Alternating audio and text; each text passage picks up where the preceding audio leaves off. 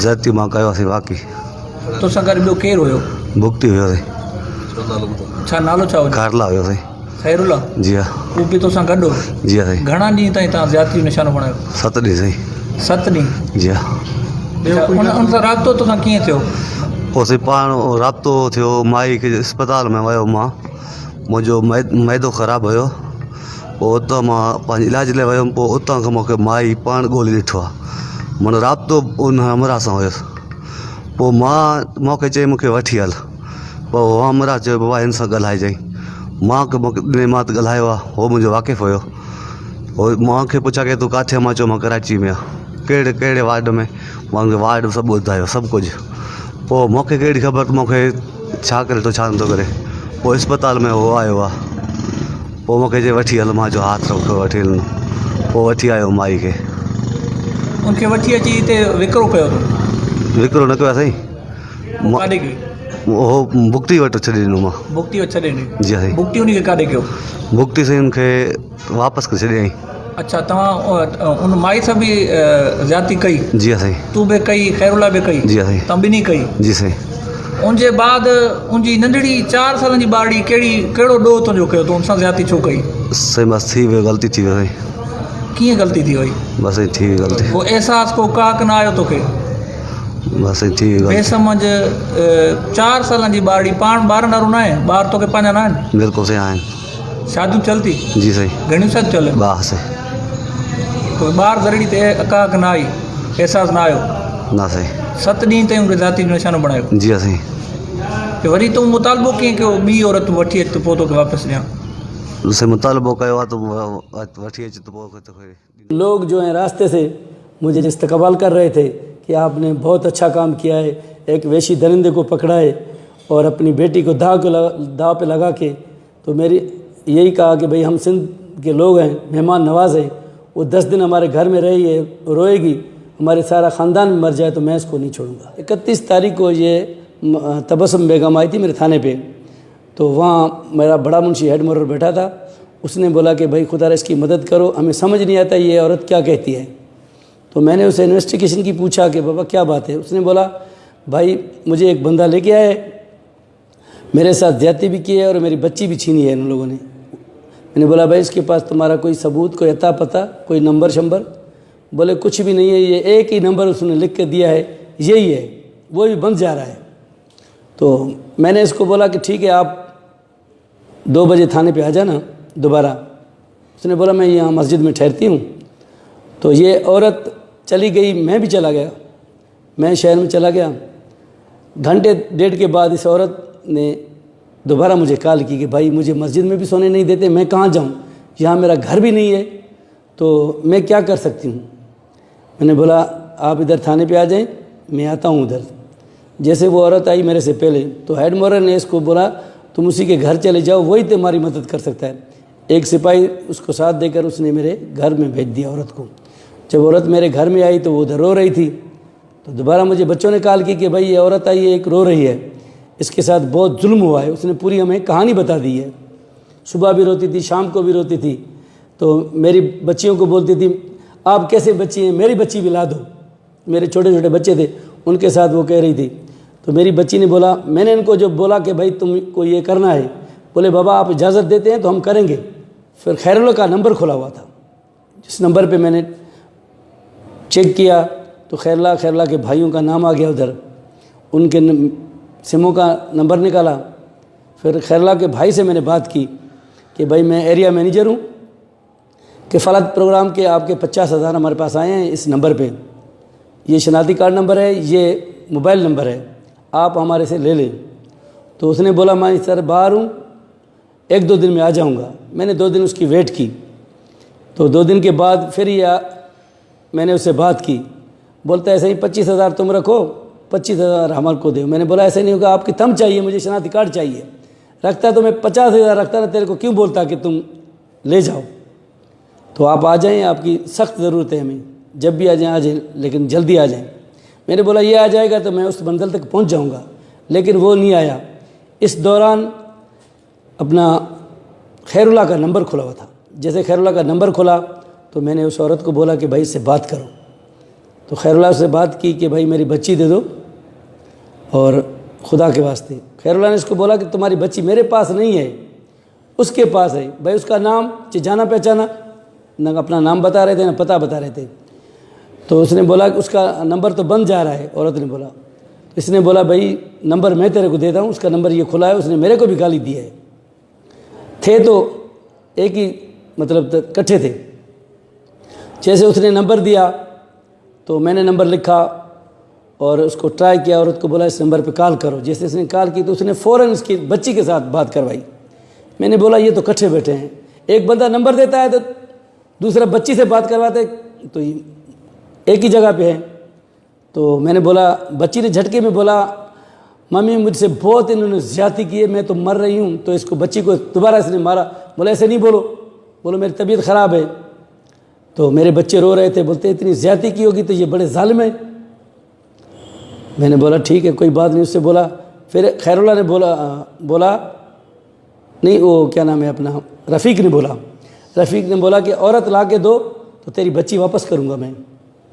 मैंने इसको बोला तुम बोलो कि 2-3 सब्र करो, 2-3 दिन, अभी मेरे से औरत तो मिलेगी नहीं, मैं कराची में हूँ। ये बोलता है मैं भी कराची में आया हूँ, जना में हूँ, तुम किधर हो? तेरी बच्ची को बोला मम्मी हम भी कराची में आए हुए हैं। इसने बोला मैं तो कराची में हूँ लेकिन आप तो मुझे नज़र नहीं आ रहे। तो उसने बोला जब तक औरत नहीं लाओगे बच्ची नहीं दूंगा, तेरे को भी मार दूंगा, तेरी बच्ची को भी मैं गला काट दूंगा। तो मैंने बोला इसको बोलो कि 2-3 दिन सब्र करो, हम कहीं औरत देखें। फिर मैंने बंदोबस्त किया, मैंने कहा लेडीज़ पुलिस ले आऊँ, घर में रखूँ उसको, ताकि ये काम वही कर सकती है। लेकिन लेडीज़ पुलिस मुझे नहीं मिली। बस मैं ये तय कर दिया कि बस अपनी बीवी से बात की। मैंने बोला ये तुम्हें कारनामा करना है। उसने बोला इंशाल्लाह आप बोलते हैं तो मैं कर दूंगी। बीवी से क्या बोला था? मैंने बोला तुम इसके साथ बात करो, इसको दिलासा दो, इसको जाल में फंसाओ, जैसे वो बोलता है तुम ऐसे करते जाओ। इस औरत ने बोला कि भाई 3 दिन के बाद बोले वो औरत मुझे एक हाथ आ गई है, वो नौकरी के लिए तैयार है, तो वो बहुत आपकी तारीफ़ कर रही है कि आप अच्छे आदमी हैं। उसने बोला ठीक है, उस औरत से बात कराओ मेरी बीवी ने उससे बात की। बोलता है हेलो जानू क्या हाल है, खुश हो, कैसे हो, कहाँ पे हो? मेरी औरत ने बोला कि मैं कराची में हूँ। उसने बोला ठीक है। तो दोबारा बंद करके फिर उसने रिंग कर दी दोबारा। बोलता है तुम अपना नंबर दे दो। मेरी बीवी ने बोला भाई नंबर तो मेरे पास नहीं, मैं तो गरीब हूँ, मोबाइल होती तो तेरे पास नौकरी तो नहीं करती ना, मैं तो नौकरी के लिए तड़प रही हूँ। बोला तुम्हारी उम्र कितनी है? बोले उम्र मेरी 22 साल है। फिर दूसरे दिन मैंने इसको अपनी बच्ची से बात करवाई। जब मैंने बच्ची से बात करवाई तो ये फ़ौरन बोला कब आ रहे हो? मेरी बच्ची ने बोला हम कहाँ हैं, मुझे तो पता ही नहीं है ना, आप बताएं, हम तो कराची में रहते हैं, ना आपका नाम का पता है ना एड्रेस का पता है, कहाँ पे आएँ, कैसे आएँ? बोले आप कैंट पे चले जाएं, वहाँ से मरी कोच में बैठे या डोमकी कोच में, वो आपको उतार देगी कश्मीर में या तो देरा मोड़ में, जहाँ भी आप उतरे। उन्होंने बोला हमने देखा नहीं है, आप उधर खड़े हो जाना, हम आ जाएंगे। तो सुबह मैंने नमाज़ पढ़ कर गया, बच्चों से पूछा कि भाई सुनाओ फ़ोन शोन किया है उसने? बच्चों ने बोला कि हाँ उसने फ़ोन किया है। कि कहाँ पे? मैंने बोला उसको बोलो कि हम कश्मीर पहुँच गए हैं, होटल में बैठे हैं। तो दोबारा उसने पूछा कि कौन से होटल में बैठे हैं? तो मैंने बोला उसको बोलो कि मरी कोच के साथ ही होटल है, हम उधर ही बैठे हैं। हम उधर बच्ची को बोला जल्दी आ जाओ। उस औरत के साथ मेरी बच्ची आ गई। जैसे बच्ची आई वो बैठे थे उधर, तो ये होटल में नहीं आया। मैंने समझा इसने मेरे को देख लिया है या कोई ऐसा चाल माल कर दिया है। फिर ये बोलता है कि सिटी पार्क में आ जाओ। फिर मैं होटल से हट गया, बहरे को बोला कि भाई मेरे बच्चों को रक्षा करके दो, ये किराया दे दो उनको बोलो कि सिटी पार्क में उनको छोड़ कर आओ। फिर मैंने बंदोबस्त किया। 2 हमारे साथी थे जिन्होंने मेरे साथ नमाज़ पढ़ी थी। एक ए साहब शौकत मलिक था, एक कमरदीन संजरानी था, और 2 और भी दोस्त आ गए बाद में, मेरा बेटा भी था। तो मैंने उनको बोला तुम चलो उधर सिटी पार्क में, औरतों से पहुंचने से पहले आप वहाँ जो है ना वॉक कर लें। वो वॉक कर रहे थे, मैंने बच्चियों को भेज दिया उधर, मैं खुद गेट पे बैठ गया। वो दोनों हमारे साथी वो जो है गश्त कर रहे थे उधर, मतलब वॉक कर रहे थे सफ़ेद कपड़ों में। वहाँ सिटी पार्क का एक दूसरा भी गेट था, छोटा था, उधर मैंने अपने बेटे को बिठा दिया और एक बंदे को भी बिठा दिया।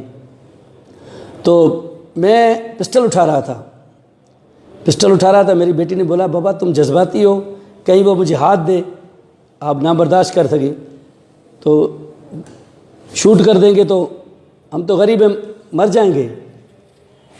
मैंने बोला ऐसी कोई बात नहीं है, चेनी पिस्टल नहीं उठाओ, ऐसे चलते हैं, कोई बात नहीं।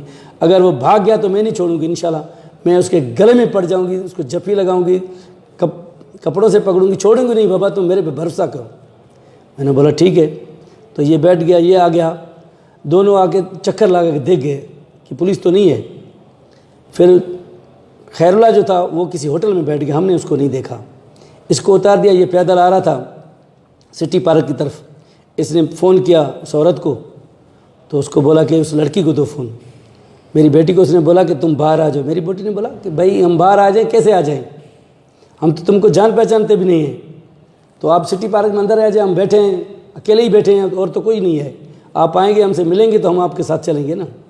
तो उसने ऐसे हाथ किया, हिला दिया। मेरी बेटी ने बोला आ जाओ हम आएँ। तो जैसे उसने ऐसे हाथ किया तो मैं फ़ौरन गेट पे पहुंच गया। तो ये गया उधर मेरी बेटी के पास, उसको बोलता है तुम नौकरी करोगी? तो मेरी बेटी ने बोला हाँ मैं नौकरी करूँगी। तो इसने बोला अपना निकाब तो हटाओ ना। जैसे उसने निकाब मेरी बेटी ने हटाया तो वो देख रहा था, तो उससे औरत से पूछा कि तुम ये सिंधी लाया हो? ये तो सिंधी है लड़की। उसने बोला मैं सिंधी नहीं हूँ, मैं उर्दू स्पीकिंग हूँ, मुझे क्या पता। बोलो सिंधी में बोलो। बोलो मुझे सिंधी नहीं आती है। जैसे वो मतलब हिलने की कोशिश करा, मेरी बेटी ने उसको इधर से पकड़ा, हम भी पहुँच गए, पकड़ के उसको थाने पे ले आए। थाने पे ले आए, मैंने उसको बोला कि भाई बच्ची दे दो। बोलते है बच्ची सही मेरे पास तो नहीं है, खैरुल्लाह के पास है। मैंने तुम्हारी रिकॉर्डिंग है, मैंने तुमसे रात बात की है। तो जो एएसआई मलिक था उसने बोला तुम एक मिनट इसको छोड़ो, मैं इससे बात करता हूँ। मलिक उसने बात की, उसने बोला कि भाई तुम लड़की दे दो, इसकी तेरे से जान मैं छुड़वाता हूँ, अभी इधर ही तुमको छोड़ देते, तुम चला जा, हम जाने खैरुल्लाह जाने। तो इसी में फिसल गया, बोलते हुए लड़की मेरे घर में है। पुलिस वाले सारे उसको जान पहचानते थे, मेरे थाने वाले। वो उनके गांव में बैठा था जब शनाख्त हो गई तो मोहम्मद रफ़ीक की। तो मैं उसको लॉकअप करके अपने एसएचओ को बताया कि सही चलें उधर। उसने बोला चलो। हम गए उधर, उसके घर में गए तो कुछ भी नहीं था, खाली था बिल्कुल घर। इस औरत ने बोला कि इस कमरे में इसने मेरे साथ ज़्यादती की है, इस कमरे में मेरे को, इसमें कमरे में मेरी बच्ची को इसने बंद किया था। तो हमने कमरे सारे चेक किए, वहाँ कुछ भी नहीं मिला। एक गंदा सा कपड़ा पड़ा होता था, गिंदी पड़ी थी जिसमें वो बच्ची लपेटी हुई थी। तो वो बच्ची खौफ की वजह से हिली ना, तो हमने देखा कि यार इसमें क्या है। जब हमने उसको देखा तो उसमें बच्ची थी। उसने बोला यही मेरी बेटी है। फिर मैं उस बच्ची को ले आया हूँ अस्पताल में, वहाँ उसकी ट्रीटमेंट हुई, फिर उन्होंने रेफ़र किया, मैं लड़का ने ले आया, लड़का ने भी मैं उसके साथ था। सबसे पहले मेरा एसपी साहब का फ़ोन आया, उसके बाद एसएचओ तो मेरे साथ था, फिर डीआईजी साहब ने मेरे से बात की, बोले ऐसे लफ्ज़ नहीं है मोहम्मद बख्श जो मैं तेरे को कहूँ, मुझे कोरोना है, मैं कराची में हूँ, जैसे मैं आऊँगा तो आपको जो है ना बुला लूँगा, जो भी बात हो मेरे साथ करना, आ जाना। मैंने सुना है सिंध गवर्नमेंट ने 10 लाख रुपए दिया है अवार्ड, और पाकिस्तान गोल्ड मेडल भी दिया है, मेरी बच्ची को भी अवार्ड दिया है उन लोगों ने बोला है कि तुम्हारी बच्चों की जो है ना आला तालीम के लिए भी ख़र्चा हम देंगे। मैं यही कहता हूँ कि सिंध पुलिस अच्छी है, लोग हमें गलत निगाहों से देखते हैं, हम बहुत अच्छे हैं, आप अच्छी निगाहों से देखें ना, हम तो आवाम के नौकर हैं, हम तो आपकी खिदमत करते हैं।